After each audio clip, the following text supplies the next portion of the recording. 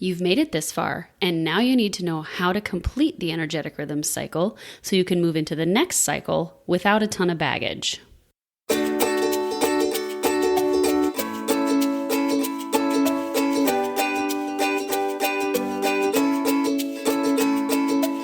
Welcome to Health, Harmony, and Happiness with Kathy. I'm your host, Kathy Stricker. I'm a state patrol wife, mama to 3 lively kiddos, a yoga teacher, certified NLP coach, and an energetic rhythms expert. As an energetic rhythms coach, I help action-taking women use their body's rhythms and the moon's cycle to optimize productivity and avoid burnout without letting their desire to remain in control alter their focus. And this podcast is all about doing just that and perhaps a bit more so that you can create your own path to health, harmony, and happiness. So come along with me, and may this episode serve as a nudge to discover tools that could help you on your path towards more intentional living. Enjoy the show.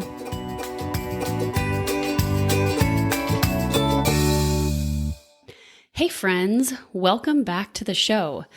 This is episode 55 of the Health, Harmony, and Happiness with Kathy podcast. And, I think last week I might have said that it was episode 53 in this little intro part, but it was actually episode 54, but it was too late by the time I realized that. And so here we are at episode 55, and we're going to talk all about when to wrap up an energetic rhythm cycle and how to wrap up, I guess, and even celebrating that, which is all part of what comes with the 4th phase or the last phase of your energetic rhythm cycle. I just want to remind you that all of the show notes for this episode will be at cairnyogawellness.com/podcast55. Okay. And, that's where you can get all of the show notes. There's also a link to it, probably in your podcast feed, in the description of this episode. But if you're listening and you're not looking at your device while you're listening, you can always remember that each podcast is basically my website with a slash and then the podcast and episode number at the end of it. So if you want to access the episodes directly, that's where you go. Okay, let's get into this episode. So we have been talking about the energetic rhythm cycle, and for the past 3 weeks, we have broken down each phase and what that looks like. And we are finally to phase 4, my friends. Just a real quick recap before we get too far ahead, though, that phase 1 is all about intention setting and rest or surrender and acceptance, right? Like this is the beginning of the cycle. It starts off relatively low energy and gradually begins to build energy as you move through it. But the key takeaway for phase 1 is intention setting. Phase 2 is preparation and growth, right? It's starting to take action. It's a transition phase, so it can be a tricky one, but it's all about beginning to take action. Then we get into phase 3, which we talked about last week, and that is when you're doing the intentional work and you're really thriving in whatever it is that you do. You're taking action. This is the peak of the cycle. But the thing about this phase is that after you peak, or after there's that peak in the cycle, it begins to dwindle or move downward, or diminish rather. And that brings us to phase 4, which is all about wrapping up and celebrating. It is a transition time again. It's transitioning from a peak down to a new cycle, right? So there's a lot of characteristics in this cycle that can feel a little bit heavy. We're going to go through all of those today, and just kind of give you some of the characteristics of it, as well as how to use the energy in this phase of the cycle. So I'm going to first start off with correlating the phases of the energetic rhythm cycle to the seasons of the year. And you might have heard me talk about this in other episodes or in other content areas that you might consume content from me. But each phase of your energetic rhythm cycle also mirrors a season and the characteristics of that season. So to help you remember what you should be doing in each phase, or what you could be doing rather in each phase, all you have to do is think of these seasons and what's happening in the seasons of the year. So phase 1 is kind of like winter. And the nice thing about this is winter kind of starts at the beginning of the year, at the beginning of the calendar year, right? It starts just before the beginning of the calendar year, but that's when we are inward. That's when we are, at least if you're in the Midwest or where I am, you're staying indoors a little bit more. Things are quieter, and you're tuning into yourself maybe a little bit more. That's phase 1. But you start to see glimpses of more activity as time goes, and it moves into spring, right? Spring is equivalent to phase 2 of your energetic rhythm cycle. Things start to get busy. Things start to grow. We start to see those bursts of color, and it's a beautiful time to actually also start getting more active. We start going outdoors more, which then moves into phase 3, or summer. Right? Summer is the equivalent of phase 3 in your energetic rhythm cycle. It is when everything is out there. You're putting everything out there. You're busy, you're connecting, you're engaging. And that's what's happening in summer also, right? Then we move into the last season, which is fall. And when I'm recording this, it's fall right now. And it's a beautiful thing to watch the leaves fall from the trees, to just watch nature take its course in wrapping up what it's been doing all year long. It is finishing the cycle, just like phase 4 of your energetic rhythm cycle. You have to wrap up and finish. And then we do these celebratory events also at the tail end of fall, right? We have Thanksgiving, where we're intentionally placing gratitude on our lives. And all of November is kind of like that. We have the opportunity to really reflect. And you can do this anytime, but November is when it really becomes prevalent in our society. So that's the celebrating. So that being said, phase 1 is winter, phase 2 is spring, phase 3 is like summer, phase 4 is like fall. So how does all of this sit with the lunar and the menstrual cycle? Because just like it aligns with the seasons, it aligns with those 2 cycles as well. And in the lunar cycle, it aligns with the waning moon, or the moon that starts to happen right after the full moon is out and appears. And when you are going to be listening to this episode, or when this episode goes live rather, it will be a waning moon. The moon will be getting smaller and smaller until it goes down to the new moon. In the menstrual cycle, the equivalent is the ovulatory. Oh, I lied. It's not. Apparently, I didn't update my notes, friends. The equivalent is the luteal phase of your cycle. And that is when your body is just preparing to end the cycle, right? It's preparing to go into your period. So also, this is the time right before your period when you can maybe experience those PMS signs and symptoms. And that's what I mean when I said earlier, it can start to feel heavy, because that can tend to be a time for people of a little bit more anxiousness, a little bit more irritability, a time of just emotions feeling really heavy, feeling really big, feeling really itchy, if you will, right? So generally, this cycle in the menstrual cycle, if you're on a 28-day cycle, would be like days 22 through 28. In the lunar cycle, it happens a few days after the full moon. Well, once the full moon peaks, let's be honest, it starts to wane. It goes into a waning moon. But you're still feeling that full moon energy for a few days after the full moon. So I just kind of consider that I give a few extra days there, and then that energy from the moon starts to wane, right? So in your energetic rhythms, that's how it is as well. Some of the characteristics, and you probably already have an idea of this since I've just equated it to the seasons, but some of the characteristics of the 4th phase of your energetic rhythm cycle are that it's kind of a time for finishing, right? Things are coming to fruition. They're ending. It's harvesting time, right? You naturally begin to turn inward and begin to reduce your outward interactions. And you might just naturally feel this in your life.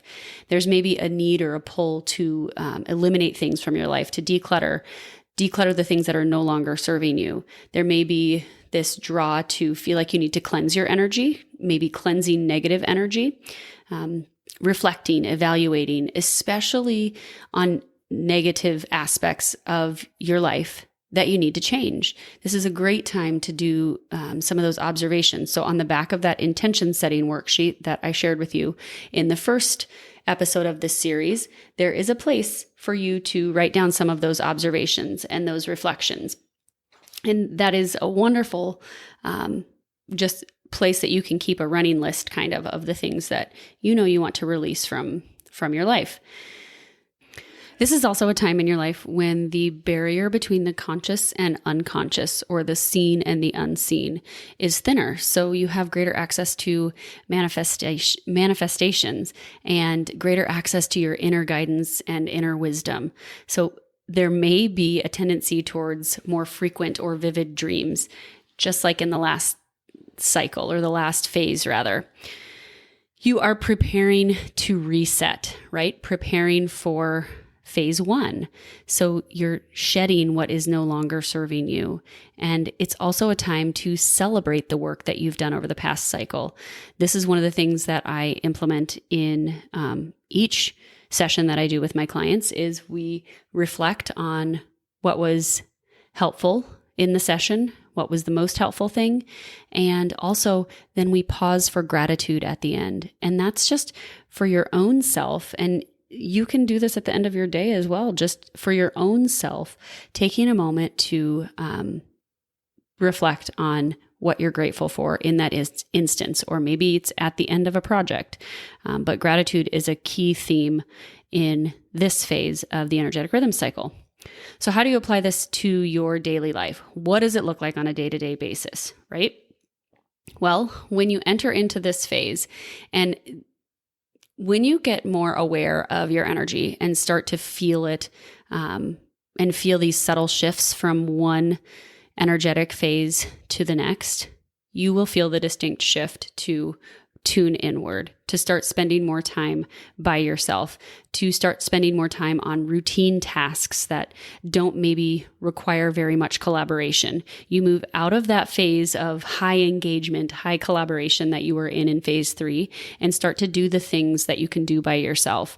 Perhaps this is taking time to do your finances. Perhaps it's taking time to do things that don't require a lot of creativity or a lot of extra work. It's the end of the day reflection and gratitude. It's your wind down time. We do this with our kids every night.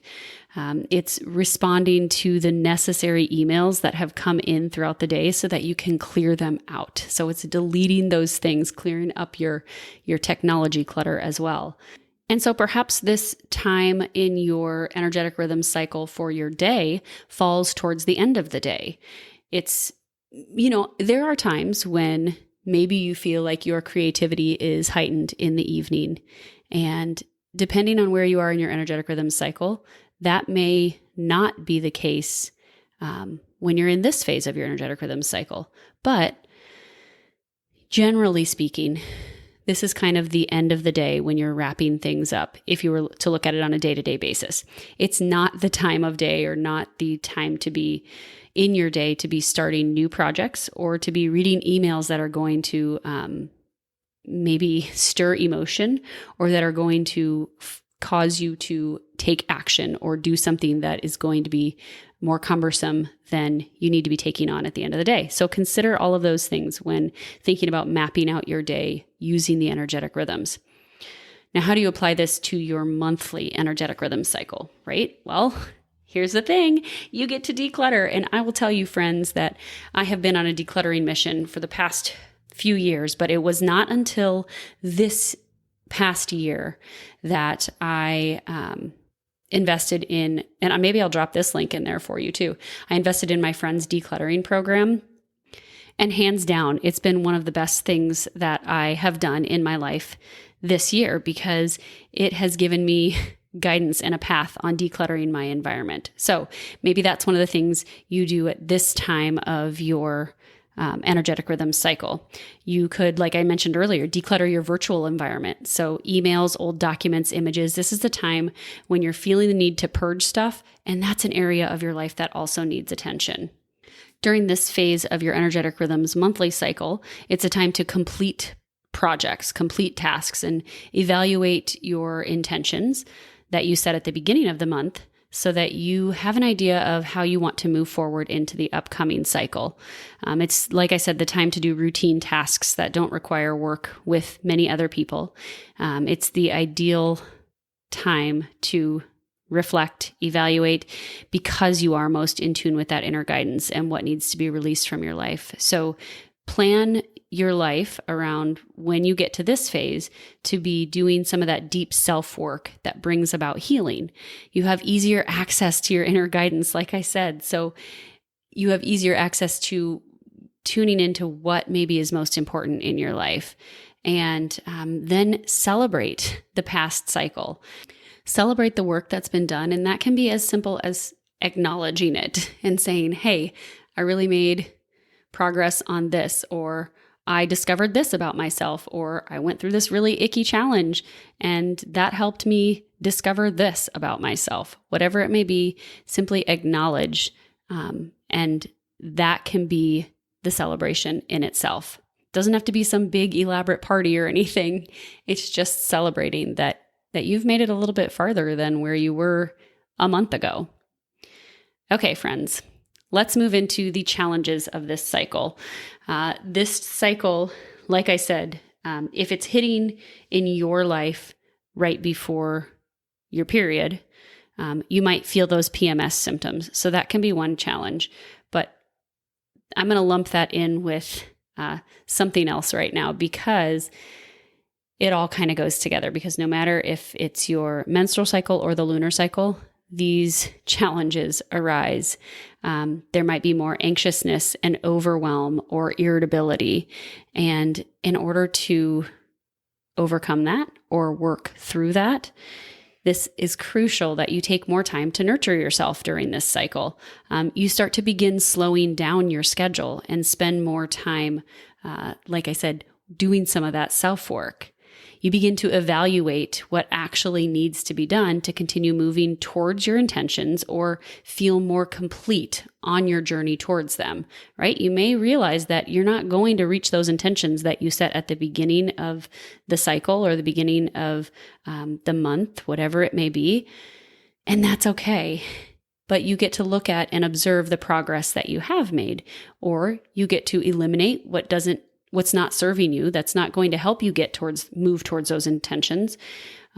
Or you get to choose to invite more of the things in that will help you move towards those intentions. So when you start to feel that anxiousness and that overwhelm, and maybe even some of that irritability that starts to come in, pause and nurture yourself.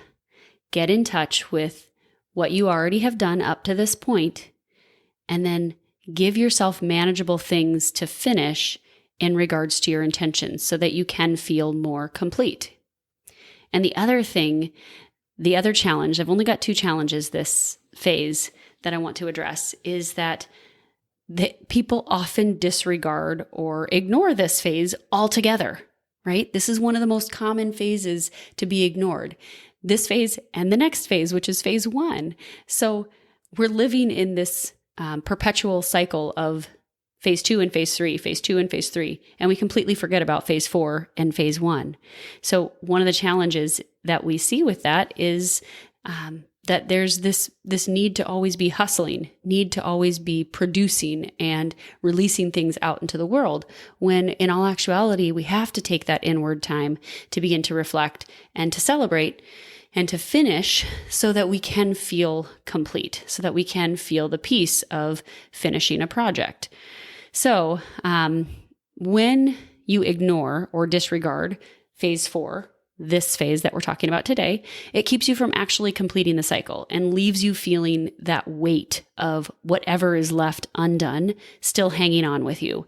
That's where the baggage comes in, friends, because then it just compiles and compiles and feels heavier and heavier if you don't complete something, and if you don't acknowledge that you've completed something or acknowledge that something has served its place in your life, and then giving yourself permission to release it, you just keep carrying it with you. So consciously plan when you want to finish projects. Set that end date. Take every project through each phase of the energetic rhythm cycle before you even begin it. So you know this is what done is going to look like. And then set a done for the day or done for a project benchmark so that you know that you can give yourself permission to stop and to move on, right? And maybe that just means you're finishing the first draft of something and putting it out there, and that's done. And you can celebrate that. But then you get to work on it again because maybe it was just a first draft. Whatever it may be, choose to not ignore or disregard this phase, because if you do, it ultimately will carry with you into the next phase, which would be phase 1, into the next cycle, and it just feels heavy. Right? And that alone cycles you back to that feeling, those feelings of anxiousness and overwhelm and irritability, right? So it's kind of a vicious cycle. These two challenges that we have in this phase to feel that anxiousness and that overwhelm, and then also to ignore or disregard this phase altogether. Working with your energetic rhythms and seeing them as this 4-phase process requires a whole other level of intentionality that ultimately helps you see areas of yourself that maybe need to be addressed. Some of it is creating new habits, which admittedly can be challenging, but it's doable when the timing is right and when you set yourself up for success by using something like this energetic rhythm cycle. Living this way is a practice, and I will fully admit that it's a practice that I have definitely not mastered. I'm human as well. And there will be times when it comes easy in your life and when life really does feel like it's flowing. And then there will be times when you fall back into old patterns and life begins to feel more challenged again. And that's okay. It's just like in yoga, when your mind begins to wander away from what you're doing on your mat, you gently guide it back to the present moment, to your breath, and to the sensation in your body, and begin again with mindfulness, right? It's the same thing. There is no judgment when you're on the yoga mat and your mind starts to wander. You come back to mindfulness, you come back to your breath, you come back to what you're doing and the sensations in the moment. Same thing with this. When you practice this way of living, you begin to release the hold on the expectation that things must go a certain way. And instead, you invite yourself to flow with the emotional and energetic ups and downs that life brings. The emotional and energetic ups and downs that come with the changing of the moon. So that you are finally feeling more at ease with your time, energy, and focus, even when unexpected things come up.